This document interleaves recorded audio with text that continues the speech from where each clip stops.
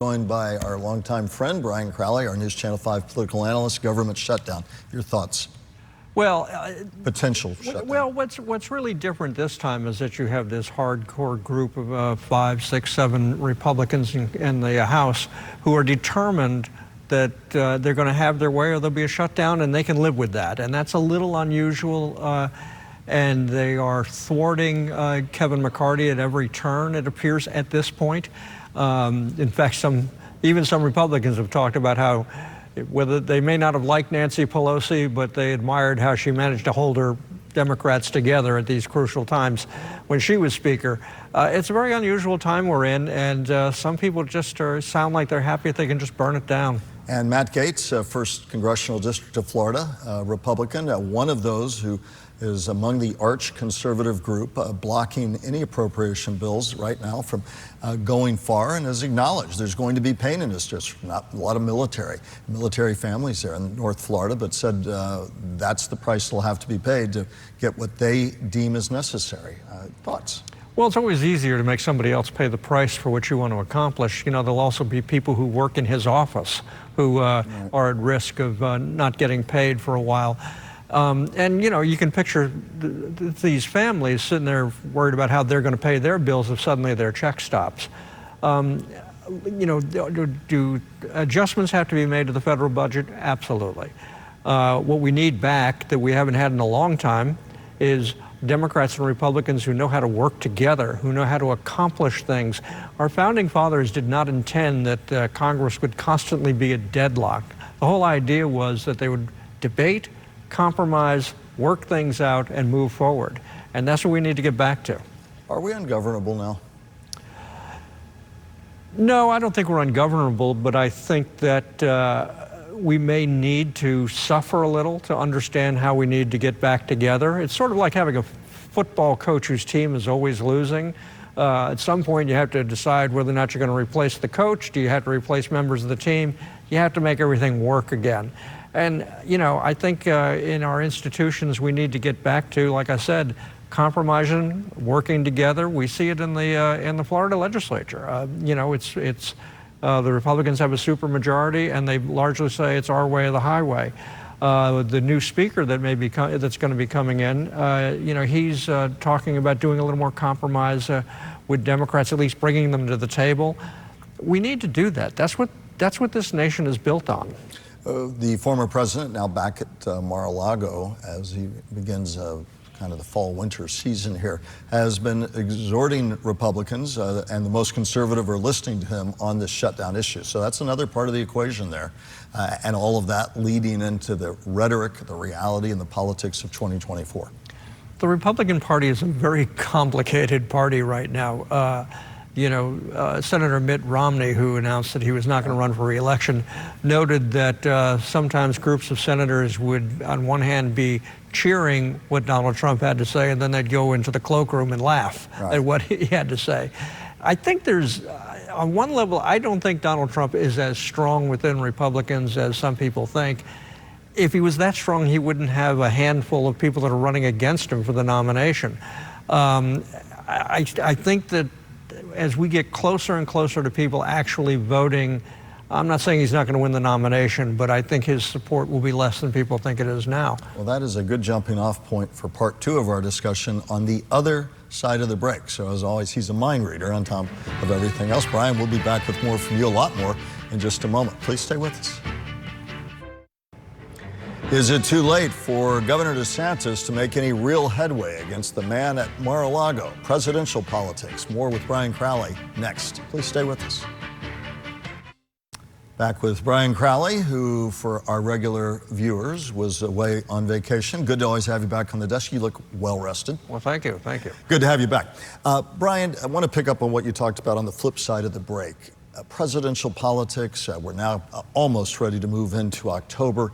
Sometimes we in the media tend to try and create horse races where maybe there aren't any to build the excitement. I mean, at this point, barring something politically cataclysmic, is there anything that's going to really derail the former president from becoming the 2024 nominee? You know, it's hard to know. We're in such uncharted territory. There's no such thing as a political expert when it comes to a guy running for office who has 4 criminal indictments he's facing, and how voters are going to react as those indictments continue to proceed over the next months. And I might note, only real political experts like Brian are modest enough to acknowledge that there are no such prognosticators. But go ahead. But I think when you look at Ron DeSantis and the other people that are running for the nomination, they see hope. They would never say this publicly, but they see hope in the idea that Donald Trump is going to get indicted and arrested and disappear off into a jail cell, and they can have the nomination to themselves. They continue to hope that voters will get weary of Donald Trump and decide that they need someone else. Unfortunately for Ron DeSantis, he hasn't done a very good job up to now in selling that idea to the voters in Iowa and New Hampshire. How's he sell it? You know, I'm going to shock you, Michael. I'm going to talk about a poll. And you know how I don't like polls. Make sure I've got a net here. But there was a poll in New Hampshire right. that showed Ron DeSantis had dropped to 4th place among the Republican candidates. So with my giant asterisk about polls, everything about his campaign has just been stumbling along, and he really needs to do quickly a restart. They seem to be putting all their eggs in the Iowa basket, which is interesting when you consider that the last person to win the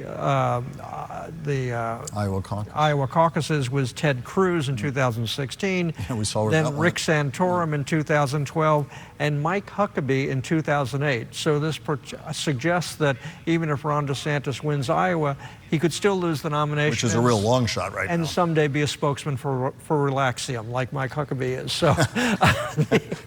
But at this point, Brian, you've got a debate coming up on the 27th. The former president will not be there. You have Republicans saying we've staked out a position more in line with many, if not all in the GOP, on abortion. The former president was expected to be cuffed about a bit by union workers he was meeting with, saying you weren't very supportive.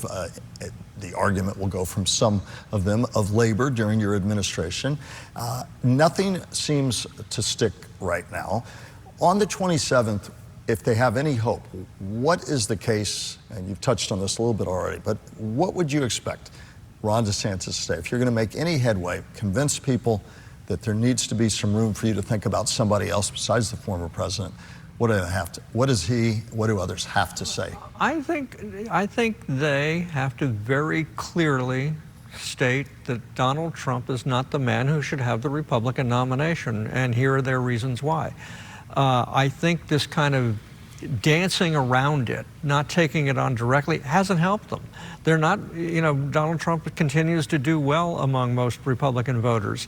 This hope that they have that voters will eventually get tired of him, I think they're going to have to start moving voters in that direction and speak very, very clearly about why Donald Trump should not be the nominee. But a lot of them are scared to do that. Yeah, well, if you're so far down in the polls and not making any progress, maybe it's time to stop being scared and take bold action. And from former President Trump's point of view? Well, I think he's in the general election already, in his head. I think the reason you're hearing him suddenly meeting with union people, talking about the abortion the way he's doing, skipping... Refusing to directly respond to Kristen Welker when she pressed him on abortion on Meet the Press last week. And skipping still another debate. I think he thinks he's got it wrapped up and he doesn't have to stoop as low as meeting with these other Republican candidates. And I think he personally doesn't like Ron DeSantis, so I think he'll continue going after Ron DeSantis because it's more of a personal feud than a political one. So for the moment, let's presume that things continue on their current course. Talk about a Trump-Biden rematch. Well, gosh, you know, there's an awful lot of voters out there that wish it was 2 other people, including there are a lot of Democrats that wish Joe Biden wasn't running. You know, Democrats believe that if it's a Biden-Trump rematch, that most voters will not support Donald Trump, and that Joe Biden will have a relatively easy path to victory. I can't predict whether or not that's true or false. The election is, again, with the indictments and all the other things going on, very strange. We have one guy that's 3 years younger than the other guy saying the other guy's too old. You know, How will Florida play into all this? Democrats making some news last week, trying to regain their voter advantage statewide, which they held for many years. Then Republicans eclipsed them. You, though, for many years said, forget purple. This is a red state. Do you expect it to stay that way in 24? It's going to be red in 2024. I don't think Democrats have much of a chance of winning Florida. I'm not saying it. The Democratic National Committee and other organizations are not contributing significant amounts of money to the state. They don't, they've got a lot of choices. They're going to go into purple states where they think they have a shot. Georgia is an example. You're not going to invest in a state that you think is going to win. Interesting enough, we're past redistricting and the census. We now have 30 electoral votes in Florida, which is more than 10% of the 270 that you need to win. So Democrats are giving up 30 electoral votes.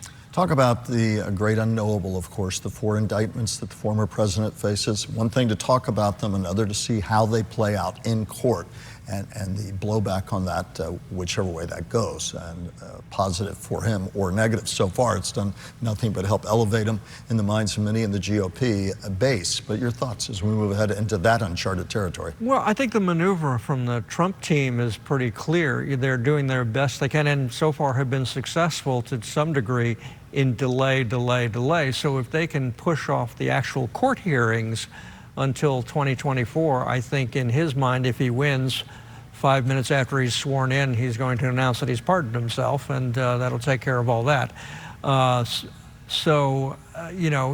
If the trials start happening during the election, it'll be interesting what impact that has on voters. A lot to talk about this fall. We'll have you right here. Glad you're rested and relaxed. It's going to be a busy year, my friend. We'll be back with Brian's closing thoughts in a moment.